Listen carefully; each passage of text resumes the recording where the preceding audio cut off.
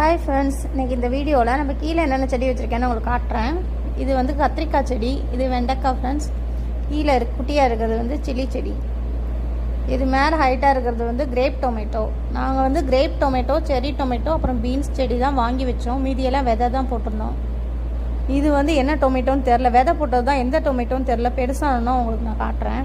இது வந்து வெண்டைக்காய் குட்டியாக இருக்கிறது, அதுக்கு பக்கத்தில் இருக்கிறது சில்லி செடி. இது வந்து பீன்ஸ் செடி. இதுதான் விதை போட்ட டொமேட்டோ.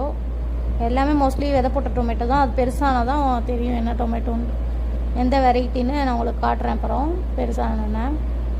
இது வந்து இப்போ பூவெல்லாம் பூத்து சின்ன சின்ன குட்டி குட்டியாக காய் வருது. இது ஜினியா பூ ஃப்ரெண்ட்ஸ், உங்களுக்கு எல்லாருக்கும் தெரியும்.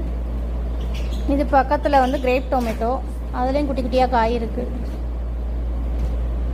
அதுக்கு பக்கத்தில் இருக்கிறது இது வந்து சில்லி செடி. இது வந்து கத்திரிக்காய். இதுவும் கிரேப் டொமேட்டோ தான். இது பக்கத்தில் இருக்கிறது மவுண்டைன் டொமேட்டோன்னு சொன்னாங்க. இது வந்து இதுவும் காய்ச்சா தான் தெரியும் என்ன சைஸில் இருக்குது. மவுண்டைன் டொமேட்டோன்னு சொல்லி வாங்கிட்டு வந்தோம். இது கீழே 2 செடி வந்து சில்லி செடி. இது பக்கத்தில் இருக்க செரி டொமேட்டோ.